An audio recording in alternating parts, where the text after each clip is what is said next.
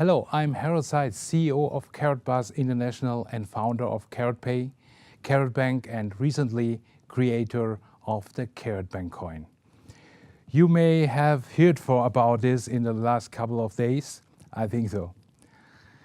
In the next 3 weeks, I would like to give you a brief log inside the basic and the goal of my current activity. Today, let us start with the very beginning. What is an ICO? Here is an excellent summary from two of the most expert speakers in the field of cryptocurrency. Sarah Silverstein from Business Insider and host of the cryptocurrency show The Bit. And Maiko Matsumara, legendary speaker, ICO advisor, investor and founder. Let us see what they have to say.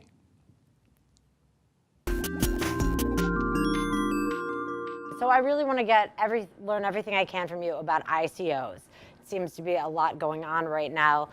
Generally speaking, what is an ICO? ICO is kind of a funnily named thing, which is initial coin offering. So essentially what's happening is tokens are being created and they're being sold to the public. So it's quite a phenomenon these days. And what are you getting? So you're getting a coin, and what is that? Yeah, so what you're getting is a cryptographic token that you store in a piece of wallet software. And ultimately the value is determined by the value of the economy that's being created by this entity.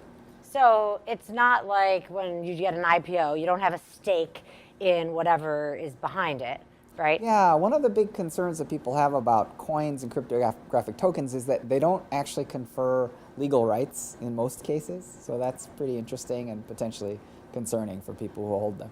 So kind of like the Bitcoin is, the value of the Bitcoin is what keeps the Bitcoin blockchain going, right? That's correct. So the ICOs, the coins associated with those new ICOs are spurring new companies, and if that company continues to grow, then maybe that coin will increase. That's correct. So there's really two classes of ICO token. One of them is asset-backed securities. So asset-backed basically is literally what it means, which is there's real estate back there, or there's some kind of fundamental pegged value of that token. So it represents a physical or virtual good, some kind of asset. The other class is a utility token, and that's basically used to buy goods and services in some kind of like micro economy. And how many of these are there? Well, so we're seeing about 30 new ICOs launching per day.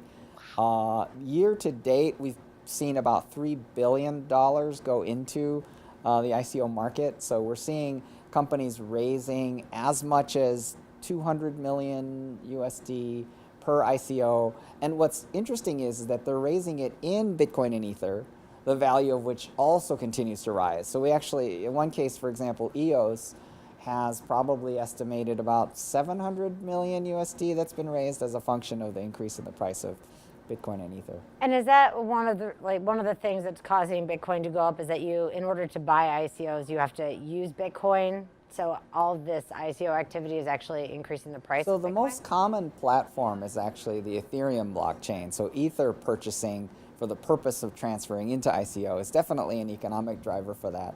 But I would say that there are actually much larger geopolitical fundamentals with respect to the price of Bitcoin itself.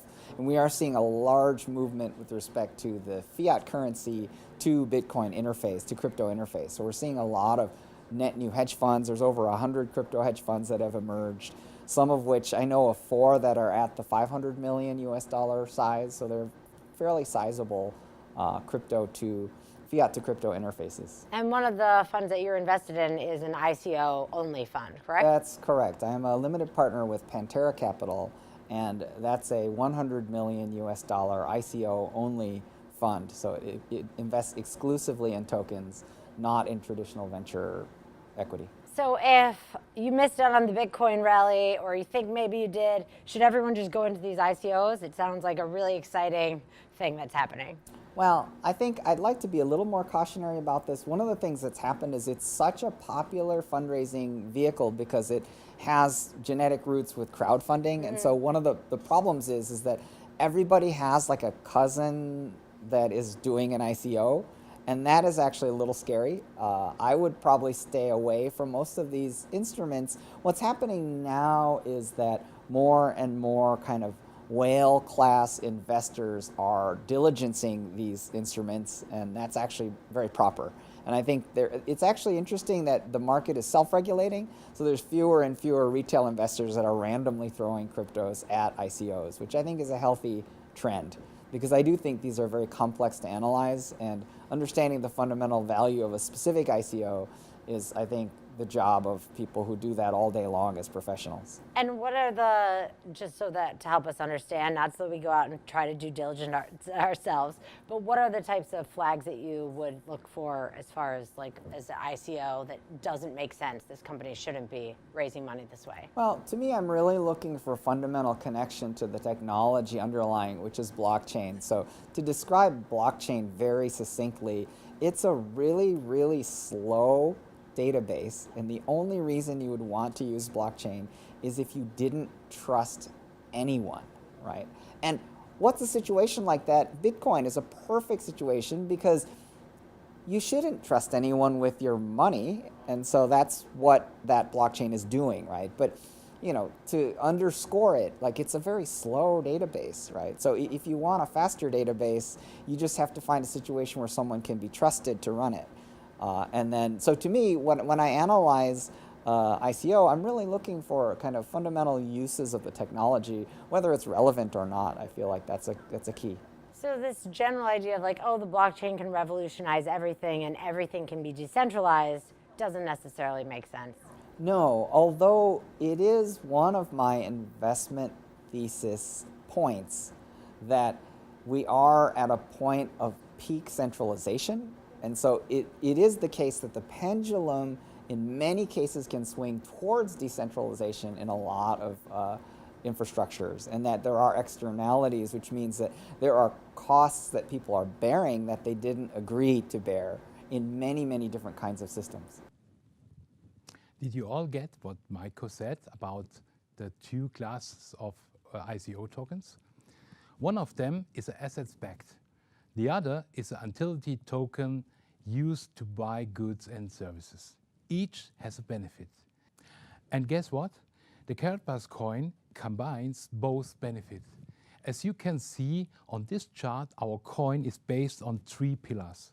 Real gold as an assets backing, a strong virtual means of payment, the utility token, and its counterpart in the everyday world, cash gold. Get it and pay with it. It's a cycle of security. Everything leads back to gold. Our Karatbank coin is absolutely unique. You now have the chance to buy this token from our website www.karatbank.io. And by the way, in a few days, you can buy these tokens with cash gold, and the price will be like the beginning. 40% discount and 1 cent per tokens. How you can get started, what you should keep in mind, and how it works in details. Do not miss our next Facebook live stream. Thank you very much for your time, and see you soon.